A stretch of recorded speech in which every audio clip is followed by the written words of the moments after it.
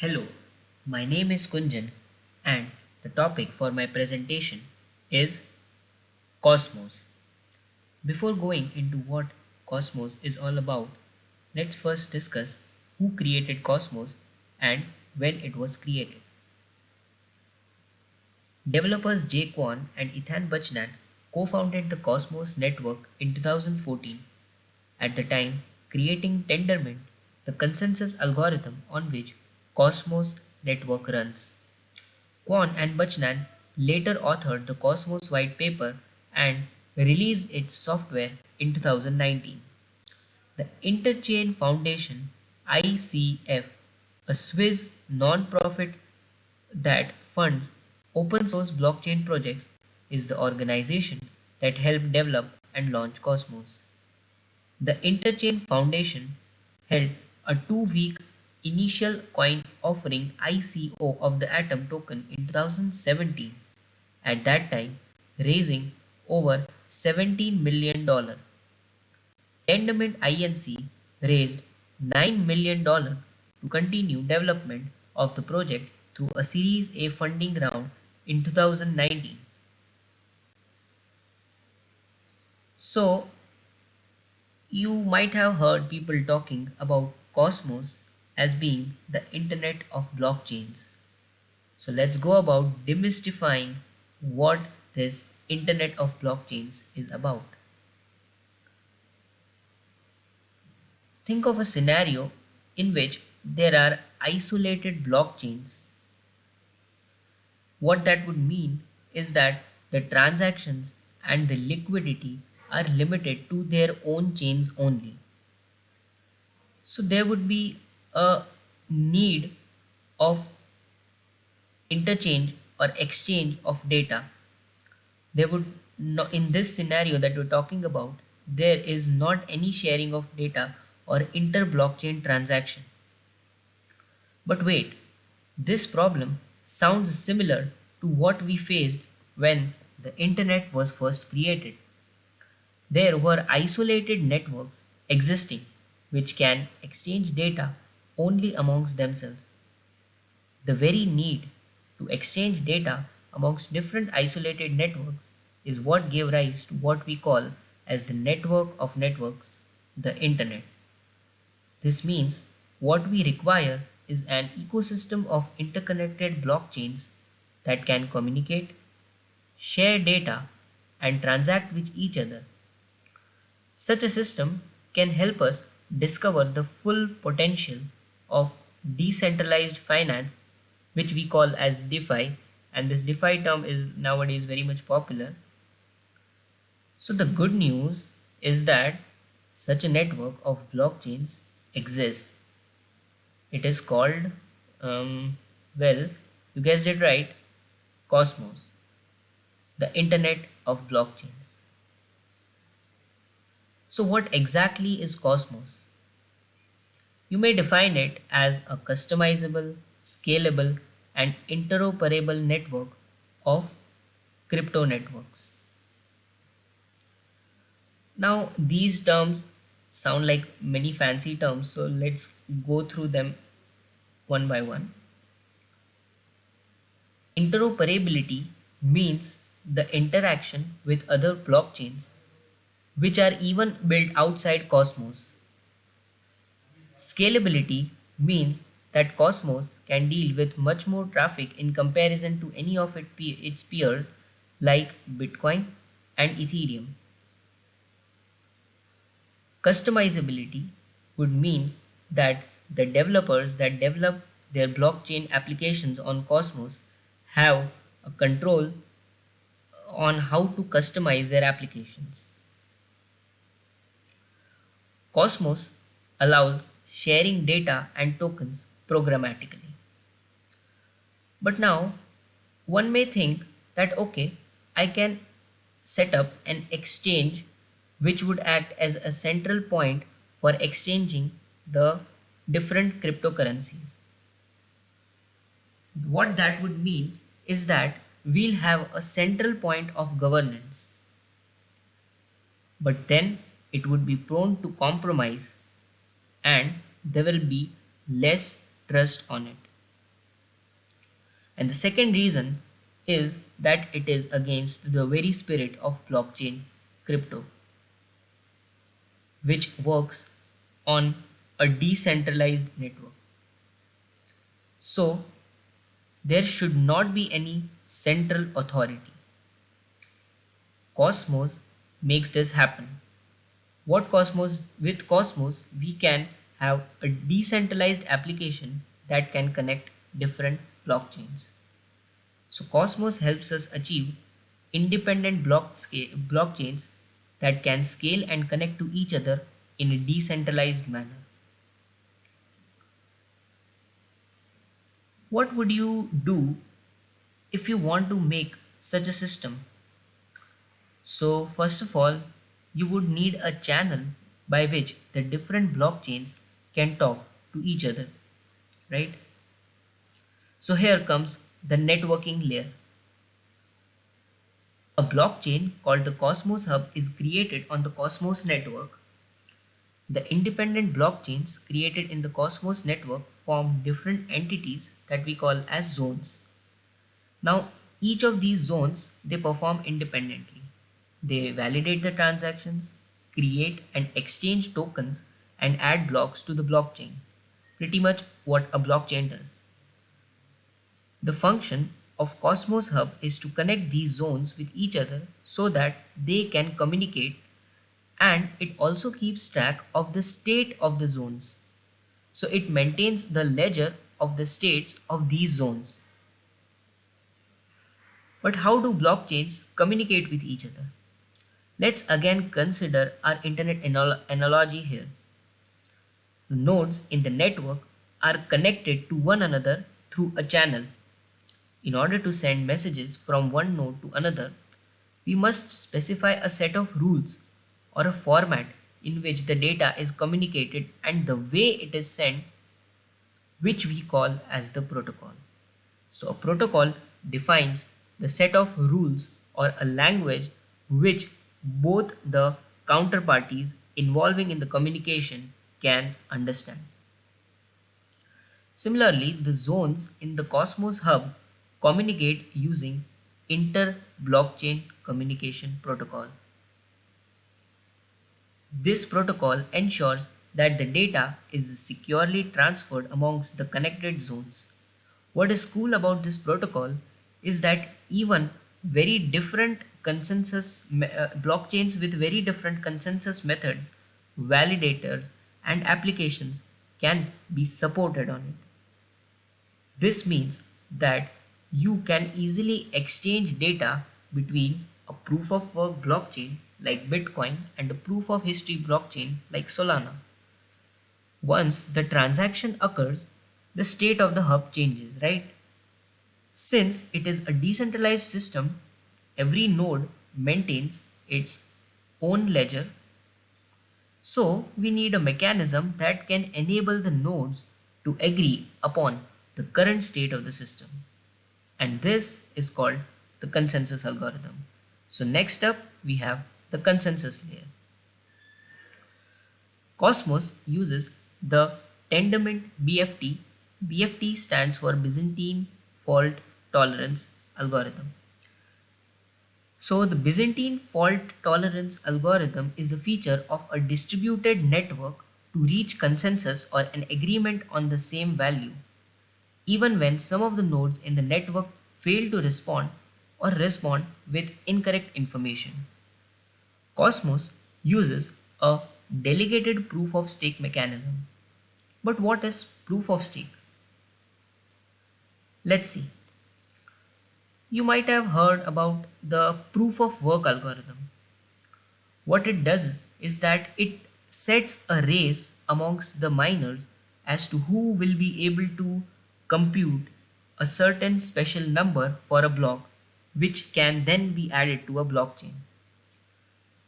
Computing this special number requires a lot of computations, what we call as work. So this mechanism suffers from the very evident disadvantage that it is very much likely that only those who have access to a lot of computational infrastructure can only validate the block. However, in the proof of stake mechanism, everyone can claim to become a validator by staking some of their asset. This asset is actually the native cryptocurrency of Cosmos, which is called Atom. More on Atom later on. This stake is kept as a security against performing bad validations. So, this incentivizes, or in other words, we can say that it obliges that the validator is obliged to validate honestly, otherwise, his or her stake would be gone, bringing more reliability. The one who stakes the highest is given the chance to validate. Now, there are three important questions here. Is it possible for any validator with any computational power to validate? The answer is yes. Unlike proof of work, which requires huge computational power, a proof of stake validator can solve the problem using a single computer or even a modern smartphone. The second question is, what if the validator is not able to validate? In that case, they lose some of their stake. In technical terms, it is called slashing. This means that only the people who can validate will actually try to validate.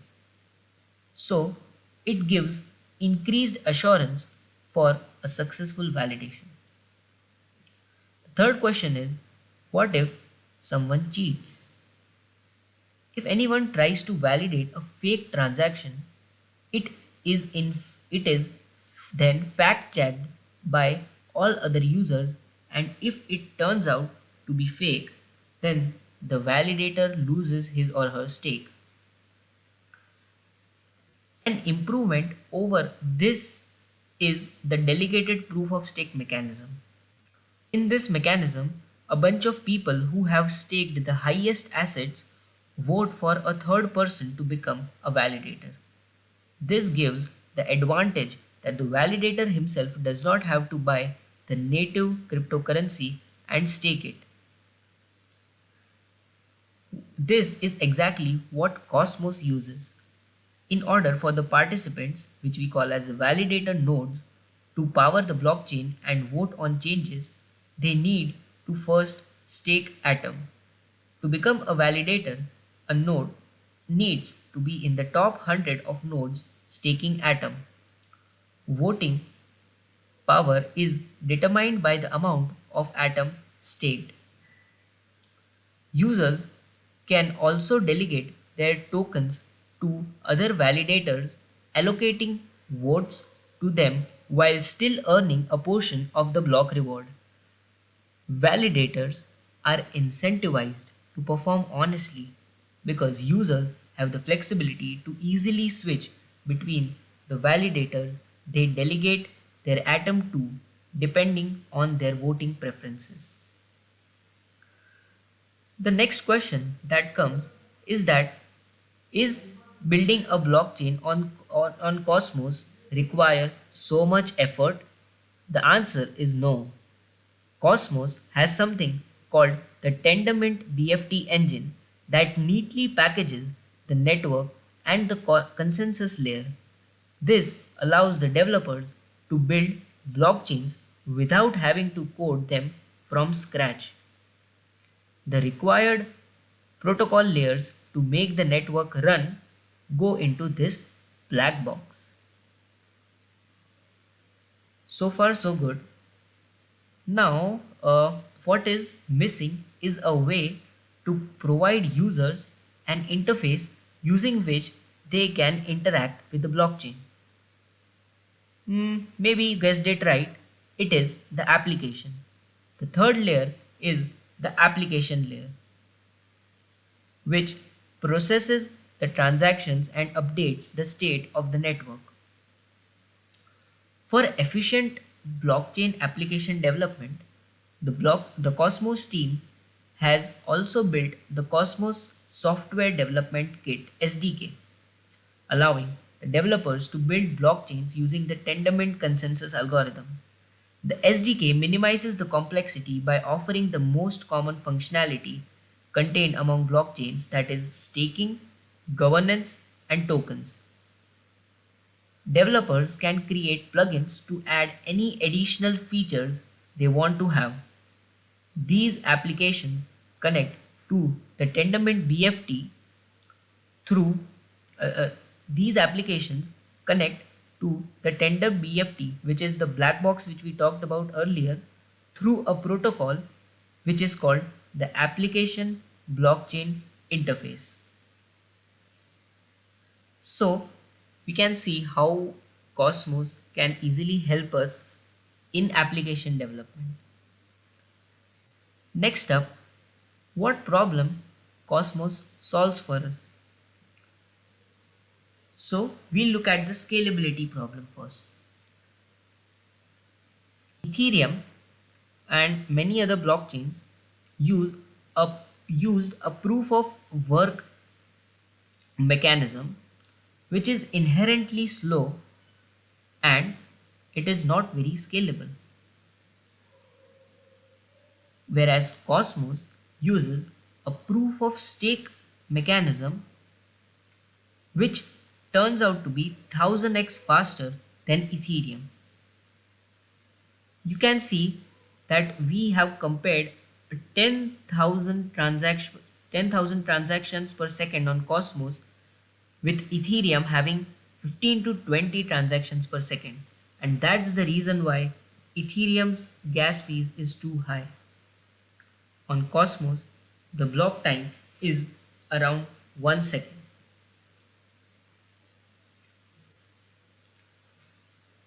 The next problem that Cosmos solves for us is the sovereignty problem. The sovereignty structures are quite limiting. Let's take Ethereum for example. Every app built on Ethereum needs to follow the rules of the Ethereum government. So, if as a developer I feel the need to add a new feature to the Ethereum virtual machine, there's a whole lot of bureaucratic process behind. I need to submit a proposal named Ethereum Improvement Proposal, and only if it is approved by the Ethereum community, then the changes can be implemented. The governance structures complicate the decentralized application development, and this is exactly the problem that Cosmos solves. Cosmos allows individual developers to build individual blockchains with their own governance structures. This means that apps would be built and governed by the same entity without having to worry about any third party approval. Lack of interoperability. So, because isolated blockchains have their own way of doing things like transaction and consensus mechanisms, they cannot interact with other blockchains. We do not wish to have central entity governing the exchange of cryptocurrencies from one blockchain ecosystem to another for reasons I mentioned earlier.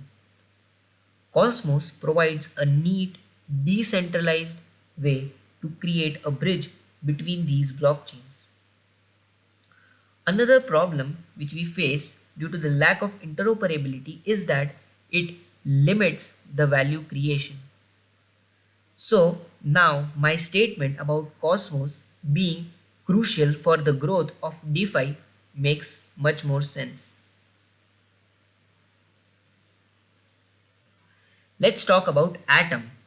So, Atom is the token of Cosmos ecosystem.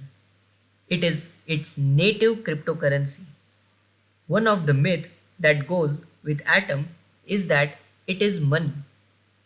It is true that Atom has the potential of money as it is used to pay the hub fees, but it is not necessary to pay the hub fees only using Atom. Atom is only specific to the Cosmos hub. Other zones in the ecosystem have their own tokens.